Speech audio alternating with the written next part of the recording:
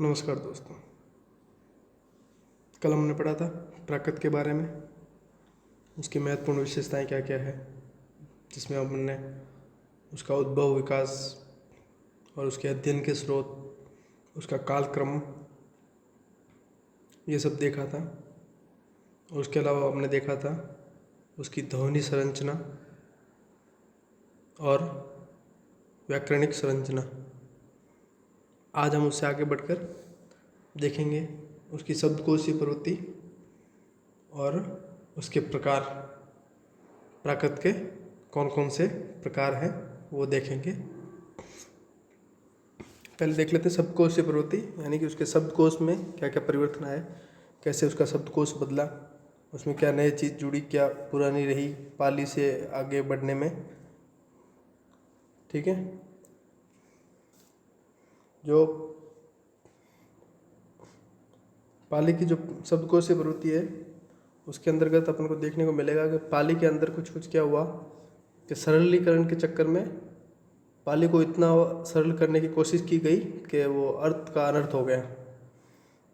घर में आपने वो देखा होगा, कील देखी होगी, वो नट वाला बोल्ट स्क्रू, उसको जब ज़्यादा टाइट कसते हैं तो वो उसकी चूड़ी मर जाती है। वैसे ही इसमें भी वही हुआ कि उसको ज़्यादा आसान करने के चक्कर में उन्होंने उसको इतना आसान कर दिया, इतने शब्दों का मिश्रण हो गया कि अर्थ का अनर्थ होने लगा। जो अलग अलग शब्द थे उनका भी एक ही अर्थ निकल रहा है, एक ही शब्द रह गया।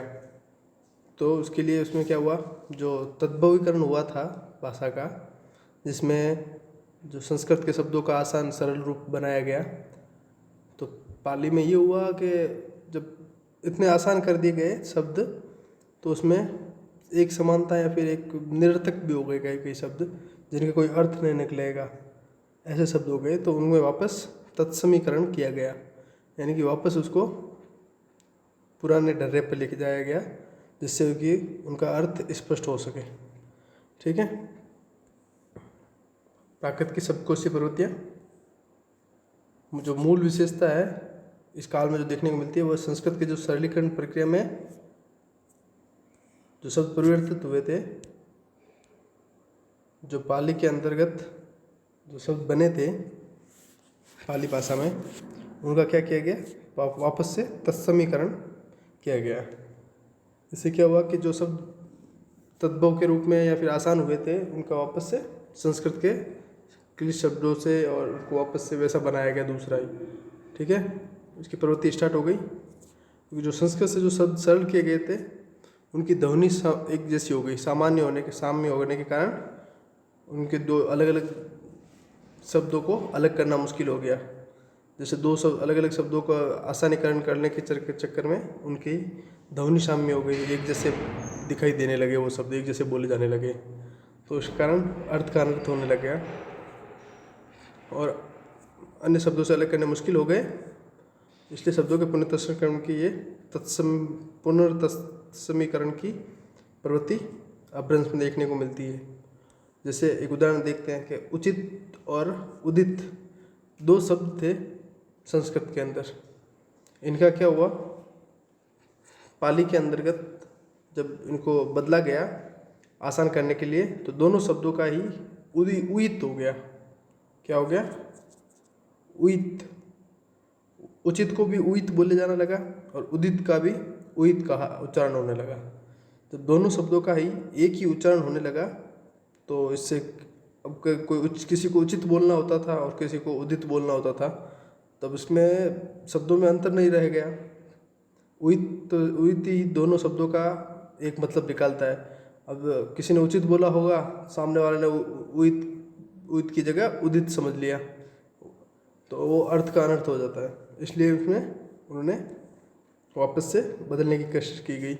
इसके अलावा क्या है कि कुछ कुछ शब्द ऐसे बने कि उनके अंदर जब स्पष्टीकरण की तत्समीकरण की जरूरत इसलिए हो गई कि कुछ शब्दों का आसानीकरण के चक्कर में उनका जो अर्थ था वो खत्म हो गया, निरर्थक हो गए वो शब्द। ठीक है, जैसे अति और अई, अति से अई हो गया, अब अई का कोई अर्थ नहीं निकल रहा था और इसलिए वो सब निरर्थक हो गया, इसलिए वापस इसको अति करना पड़ा पुराना। ठीक है। इसकी एक प्राकृत की एक ही महत्वपूर्ण विशेष शब्दकोशीय प्रवृत्ति देखने को मिलती है कि इसमें शब्दों के तत्समीकरण वापस होने लग गए, वापस से तत्समीकरण होने लगा। अब देखते हैं कि प्राकृत के भेद कितने हैं, कैसी कैसी प्राकृत बनी। क्योंकि प्राकृत जन भाषा थी, क्षेत्रीय भाषा थी, तो पहली बार क्या होता है कि संस्कृत में के और पाली के बाद में पहली बार ऐसा होता है कि अलग अलग क्षेत्रों में अलग अलग तरह की भाषा बोली जाने लगी और वो सारी की सारी प्राकृत के अंदर आने लगी। ठीक है, कि प्राकृत के अंदर वो भाषा आने लगी। तो इसमें अपन ने जो पहले देखे थे, कई लोग इसमें 5 भेद मानते हैं प्राकृत के, कई मानते हैं 7 भेद। अपन दोनों की चर्चा कर लेते हैं। मुख्य मुख्य 5 भेद मानते हैं, जिसमें क्या क्या है? अर्धमागधी, अर्धमागधी, मागधी,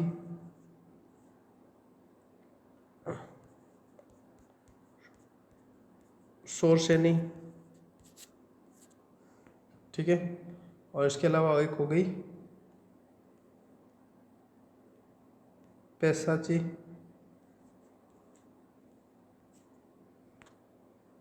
अर्धमागधी, मागधी, शोरसेनी, पैसाची और लास्ट वाली हो गई महाराष्ट्री। ठीक है, ये 5 भाषाएं प्राकृत की 5 प्रकार देखने को मिलते हैं। और इसमें अगर अपन देखते हैं इन 5 के अलावा 2 और कौन से रूप देखने को मिलते हैं, तो उसमें अपन को देखने को मिलते हैं, एक तो देख लेते हैं ये मागधी,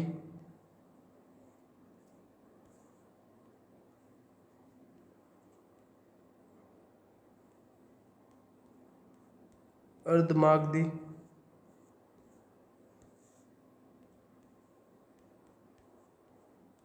शोरसेनी,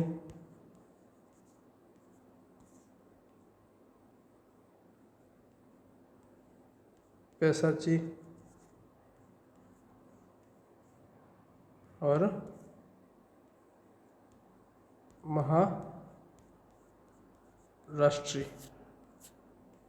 अब इसमें क्या हुआ, मागधी जो भाषा थी उससे क्या हुआ, किसी भाषा का विकास हुआ, फिर भी आगे जाके यही जो प्राकृत है वो अपभ्रंश में भी आगे बढ़ती है। और उसके अलावा साथ में अपभ्रंश से होके इनके आधुनिक जो आधुनिक आर्य भाषाएं हैं उनका विकास होता है। जैसे मागधी से क्या होता है, मागधी से कौन सी भाषा बनती है? मागधी से बनती है बिहारी हिंदी। ठीक है, और बिहारी हिंदी के अंतर्गत आती है भाषाएं जो क्षेत्रीय बोलियाँ उससे वहाँ की वो आती है मैथिली, मगही और भोजपुरी। और मागधी से और कौन सी भाषा बनी? ये तो हिंदी की बोलियाँ 3 हो गई। जो बिहारी हिंदी है ये हिंदी भाषा के अंदर आती है। ठीक है, हिंदी की उपभाषा है। और इसके अलावा जो और भाषाएं बनी वो कौन सी बनी? बांग्ला, उड़िया और असमिया, ये बनी मागधी अपभ्रंश से, जो मागधी प्राकृत है उससे। ठीक है, उसके बाद में अर्धमागधी प्राकृत है। अर्धमागधी प्राकृत के अंतर्गत उससे कौन सी भाषा बनी? उससे पूर्वी हिंदी बनी। और पूर्वी हिंदी के अंतर्गत कौन सी भाषा आने लगी? अवधी, बघेली और छत्तीसगढ़ी। इसके अलावा जो शोरसेनी अपभ्रंश है, शोरसेनी से बनी राजस्थानी, पश्चिमी हिंदी और गुजराती, ये 3 भाषाएं बनी। कुछ लोग इसमें पहाड़ी को भी जोड़ते हैं कि भाई पहाड़ी भी आई। ठीक है, पहाड़ी भी के शोरसेनी में गिनते हैं। तो अपन तीनों की देख लेते हैं, पश्चिमी हिंदी, राजस्थानी और पहाड़ी। अब इनमें से पश्चिमी हिंदी में कौन कौन सी बोलियाँ आती है, क्षेत्रीय बोलियाँ?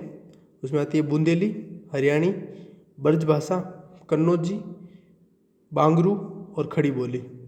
ठीक है, और राजस्थानी के अंदर कौन सी आती है?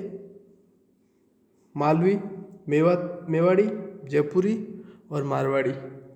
और पहाड़ी के अंदर आती है कुमाऊनी, गढ़वाली और मंडियाली, और ये भाषाएं आती है। इसके अलावा 2 और महाराष्ट्री जो है उससे मराठी का विकास होता है। ठीक है, इसके अलावा 2 और भाषाएं मतलब ये प्राकृत मानते हैं लोग। एक तो मानते हैं खस, ठीक है, जिससे विकास हुआ नेपाली और पहाड़ी हिंदी का।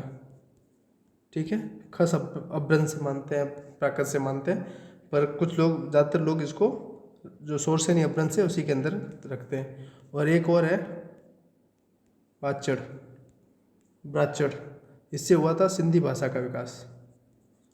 ठीक है, ये अपन देख लेते हैं बस मामूली सा। आज हम ऊपर वाली जो ये 5 चीज़ जो प्राकृत हैं उन्हीं की चर्चा करेंगे, ये खस और ब्राचड़ का नहीं करेंगे, कोई जिक्र नहीं करेंगे। ठीक है,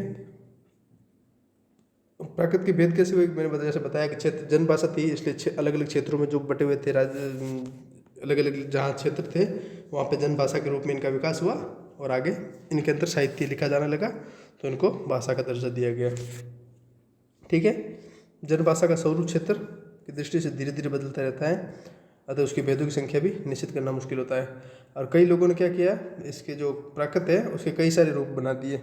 किसी ने 27 और 42 माना, 27 से लेकर 42 तक निश्चित किया गया। 27 से लेकर 42 के बीच में कोई भी संख्या कई विद्वानों ने अलग अलग बताई। कम से कम 27 प्राकृत बताई और ज़्यादा से ज़्यादा 42 प्राकृतों के बीच में उन्होंने बताया कि क्षेत्रीय भाषा के अंदर इतनी प्राकृतें हो गई थी। ठीक है, जो वरुचि है, वरुचि नामक विद्वान है, उन्होंने प्राकृत के 4 प्रकार माने हैं। एक तो सोरसेनी प्राकृत, महाराष्ट्रीय प्राकृत, मागधी प्राकृत और पैसाची प्राकृत। ठीक है, और जबकि आधुनिक आर्य भाषा वैज्ञानिक थे धीरेन्द्र वर्मा, उन्होंने कहा कि ये 4 प्राकृत है, उसके साथ साथ एक और प्राकृत है अर्धमागधी प्राकृत। उन्होंने एक अर्धमागधी प्राकृत को और इसमें ऐड कर दिया। तो टोटल प्राकृत कितनी हो गई, सोरसेनी, महाराष्ट्री, मागधी, पैसाची और अर्धमागधी, कुल मिला के 5 प्राकृत हो गई हमारे पास। आज हम उसकी चर्चा करेंगे। और इसकी चर्चा किस लिए होती है, क्योंकि जब उस भाषा में जब साहित्य उपलब्ध होता है पर्याप्त मात्रा में और लेखिक और मौखिक दोनों साहित्य जब उस समय मौजूद होते हैं तो लोक साहित्य और जो साहित्यिक विधा के अंदर साहित्य लिखा जाता है वो दोनों, तो उसको फिर भाषा के अंतर्गत गिना जाता है। और 5 बेसिक किए जाते हैं, इनके आपसे देख लेते हैं। जो पैसाची प्राकृत है वो कहाँ की भाषा है, ये पश्चिम उत्तर पंजाब, अफगानिस्तान और चीनी तुर्किस्तान माना जाता है इनका क्षेत्र। ठीक है, ये पंजाब पश्चिम की जो पंजाब है, पश्चिम उत्तर पंजाब, अफगानिस्तान, चीनी और तुर्किस्तान। ठीक है, ये भाषा क्षेत्र है इसके। और इसका जो अन्य नाम है इसको भूत भाषा भी कहते हैं। इस भाषा का भूत भाषा भी कहते हैं इसको। इसकी मूल विशेषता क्या क्या है, इसका जो ण है वो न हो जाता है। इस भाषा में जो ण है वो न हो जाता है, जैसे गुण का गुण हो जाता है। और इसमें र और ल का जो आपस में जो भेद है वो हट जाता है, उसकी जगह दोनों एक दूसरे की जगह पे इस्तेमाल होने लगते हैं। ठीक है, जैसे फल है तो फल का फर, और जो ल है उसका कई जगह पे ड़ हो गया है। जैसे कमल है तो कमल की जगह कमल ये बोला जाने लगा।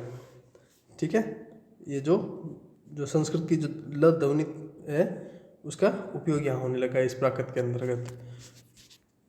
इसके अलावा जो पुल्लिंग एक वचन करता है, जो एक वचन करता था पुल्लिंग का, उसमें अ की जगह पे अह के स्थान पर ओ का प्रयोग होने लगा। जैसे नर की जगह नरो का इस्तेमाल होने लगा। ये थी आपकी जो पैसाची प्राकृत। अब देखते हैं अर्धमागधी प्राकृत। अर्धमागधी प्राकृत के अंतर्गत जैन, जिसको जैन अर्धमागधी भी कह सकते हैं अपन, क्योंकि इसमें जो जैन साहित्य है वो भरपूर मात्रा में देखने को मिलता है। बहुत ही अत्यधिक मात्रा में जैन साहित्य उपलब्ध होता है और इससे हिंदी की एक उपभाषा पूर्व हिंदी का विकास होता है अर्धमागधी से। ठीक है, ये पहले ये जो अर्धमागधी प्राकृत है ये आगे अर्धमागधी अपभ्रंश में विकास होगी, और जब आधुनिक आर्य भाषा में आ जाएगी, जब हिंदी भाषा क्षेत्र में आ जाएगी तो एक हिंदी की उपभाषा पूर्वी हिंदी का इससे विकास होगा। और पूर्वी हिंदी के अंतर्गत 3 तरह की बोलियां आएगी, अवधी, बघेली और छत्तीसगढ़ी। इन तीनों का इससे विकास होता है। ठीक है, इसकी विशेषता क्या क्या है इसमें अपन देख लेते हैं। विशेषता जो क है उसका ग हो जाता है, जैसे प्रकल्प का पज्ञप हो गया। जो श है, श का श, जो श और श है दोनों का स हो जाता है। जो श है और स है दोनों का स हो जाता है। जैसे श्रावण का सावन, सावण हो जाता है। मूषक का मूष हो जाता है। और इसमें क्या है कि जो य है उसकी जगह पे ज इस्तेमाल होने लग जाता है। जैसे यौवन का जोण, जोण हो जाता है, य की जगह पे ज का इस्तेमाल होता है। अब एक दूसरी प्राकृत है, तीसरी प्राकृत, जिसका नाम है मागधी प्राकृत।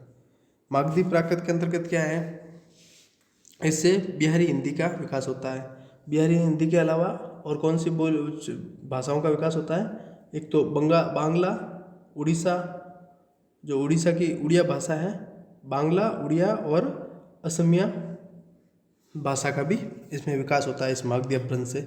और जो बिहारी हिंदी है उसके अंतर्गत अपन को 3 तरह की इसमें भी भाषा देखने को मिलेगी। जो भाषा नहीं, इसमें बोली कहेंगे, क्षेत्रीय बोली कही जाएगी उसमें, जिसमें कौन कौन सी है, मैथिली, मगही और भोजपुरी, ये 3 बोलियां देखने को मिलती है। बिहारी हिंदी के विकास की पृष्ठभूमि दिखाई देता है। अश्वघोष के नाटकों में इसकी प्रारंभिक उदाहरण दिखाई देते हैं। जो अश्वघोष राइटर है उसके नाटकों में इसके उदाहरण देखने को मिल सकते हैं। इसके प्रारंभिक जो उदाहरण है वो देखने को मिल सकते हैं। इस भाषा की विशेषता क्या है, जो अह है, अह का अ हो जाता है, ए हो जाता है। देवह का देवे हो जाता है। जो र और र का ल हो जाता है। जैसे राजा का लाजा, लाया, राजा का लाया हो जाता है, क्योंकि ज का भी ये हो जाता है। इसमें र का ल हो जाता है और ज का ये हो जाता है, तो इसके कारण जो राजा था उसका लाया हो गया। ठीक है, जो जानाती है उसका यानादि हो गया। ठीक है, ये देखने को मिलता है।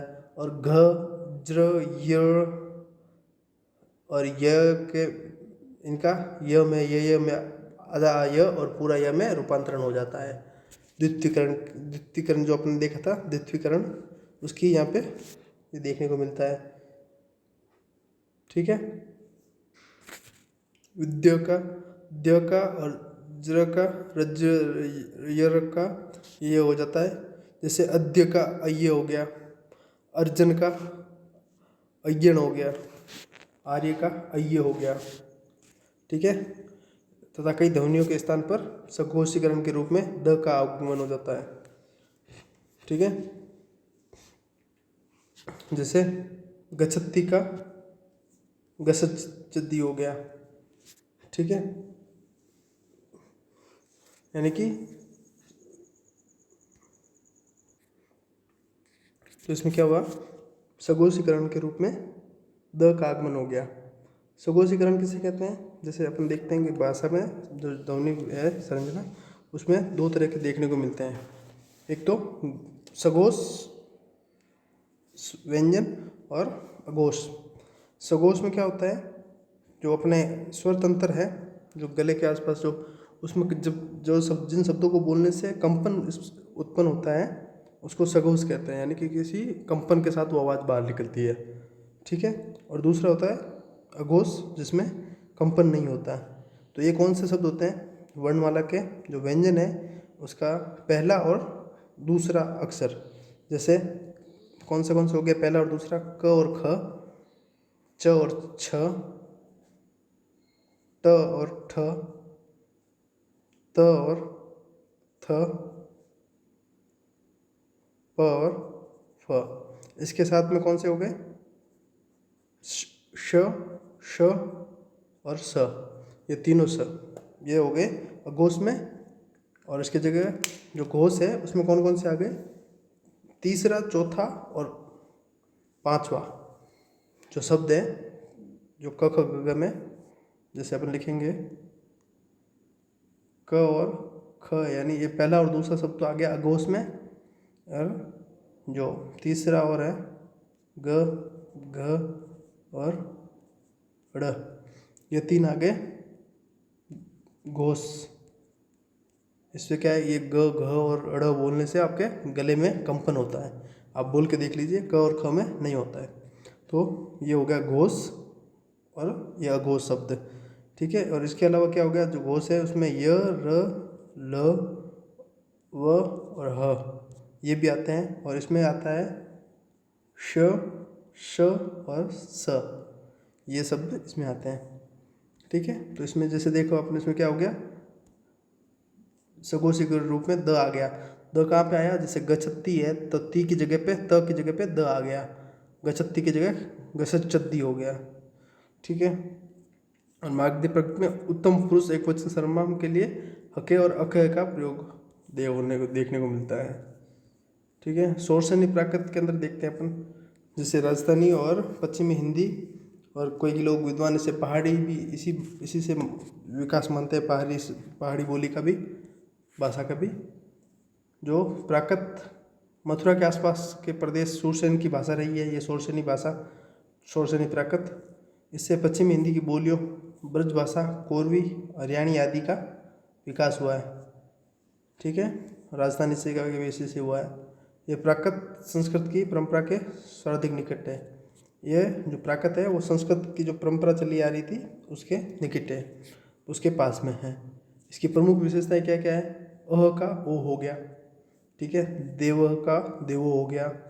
जो अल्प प्राण अघोष है व्यंजन, अल्प प्राण और महाप्राण में भी अंतर देख लीजिए। अल्प प्राण कौन से हैं? जिनसे जो वो शब्द व्यंजन, वो व्यंजन जिनको मुंह से बोलने में कम हवा निकलती हो, और महाप्राण हो गए जिनसे हवा ज़्यादा निकलती है।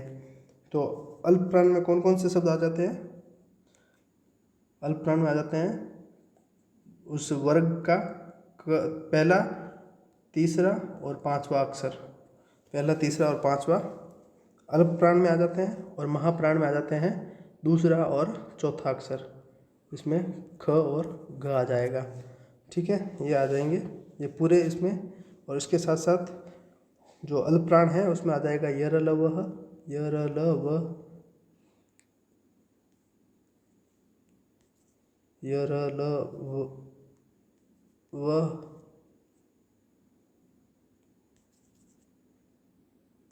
यर ल वह, और इसमें आ जाएगा श, श और स, ये तीन, और जो ह है वो इसमें आएगा।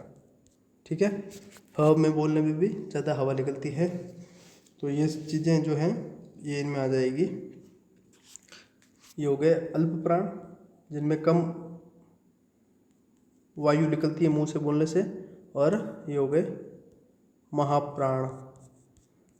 ठीक है। तो इसमें क्या हो गया? जो अल्प प्राण अघोष था, जिसमें गले में कंपन नहीं होता और जो मुंह से बोलने से हवा भी कम निकलती है, उन व्यंजनों के स्थान पर क्या हो गया? उनका सघोषीकरण हो गया। जैसे भवती है जिसमें त है, इसमें कम हवा वायु निकलती है, तो ये, और अघोष भी है तो इसका सघोषीकरण हो गया, यानी त की जगह द होने लग गया। विकल्प का विगल हो गया। और महाप्राण व्यंजनों जैसे ख, घ, थ, ध और भ, ह का ह में रूपांतर हो गया। ये जो ख, घ, थ, ध, भ थे उनका ह हो गया। जैसे वधु का बहु, मेघ का मेह, मुख का मुँह, और जो छ है क्षत्रिय वाला छ, उसका क्या हो गया? कख हो गया। और सघोषीकरण की प्रवृत्ति इस प्राकृत की सबसे अधिक मात्रा में है। इसमें जो सघोषीकरण है, जो शब्दों का गले से ज़्यादा बोलने वाले शब्दों का हो गया, जो अपने राजस्थान में भी आपको देखने को मिलेंगे। ऐसे अपन जिनका ऐसे कई शब्द जिनको तो हम उच्चारण दूसरी जगह होता है, उनको भी हम गले से ही बोलने की कोशिश करते हैं। ठीक है। तो सघोषीकरण में ज़्यादा हो गया, इसकी विशेषता है। जो अतिथि है उसका अतिथि, सती का सदी, ये हो गया। लास्ट होगी अपनी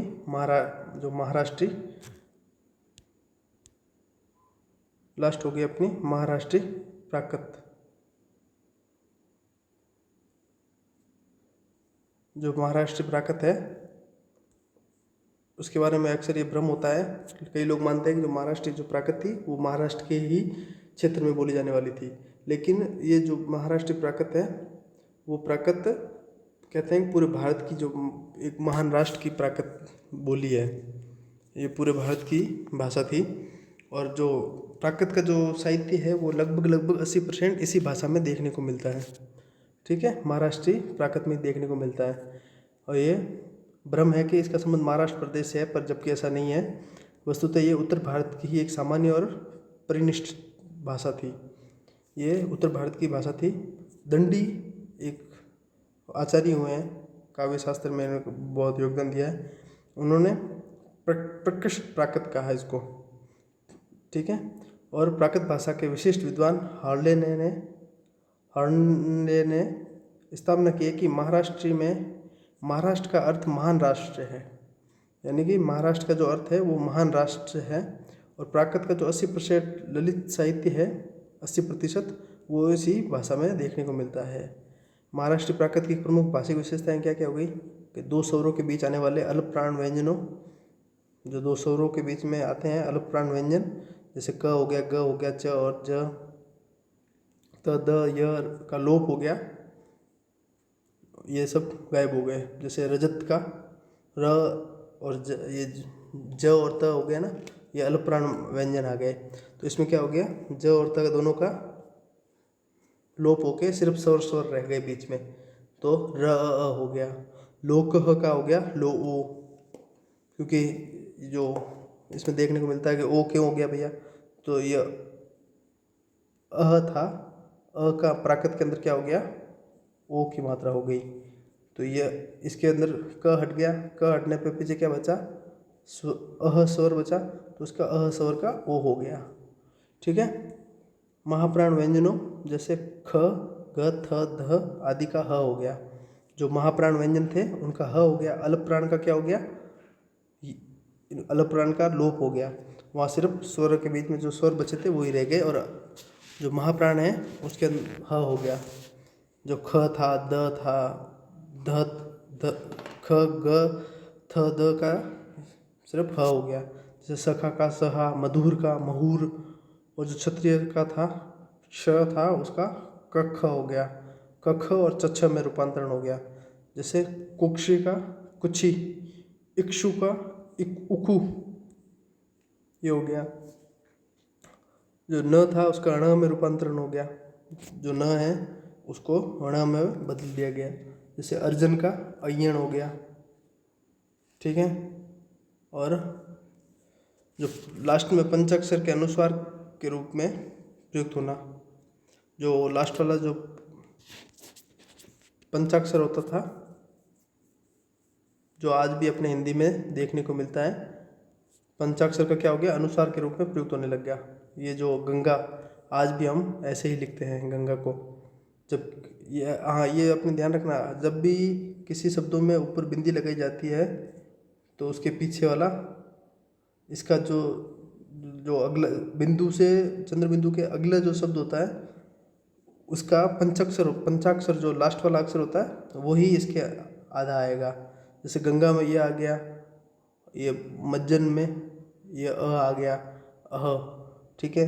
इसके अलावा कई जगह अपन और भी शब्द होंगे जिसमें किसी में पीछे जैसे आ रखा होगा, ट ठ की मात्रा आ रखी होगी, उसमें ण आएगा, ठीक है। ये देखने को देखेंगे अपन। ये मंजन का मंजन हो गया। और महाराष्ट्री जो प्राकृत है,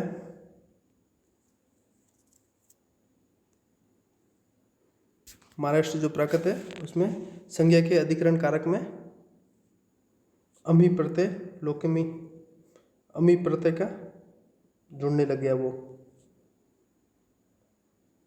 जैसे लोकमी का लोक में, प्रत्यय मतलब इसके साथ में ही जोड़ने लग गया, लोकमी यानी लोक में।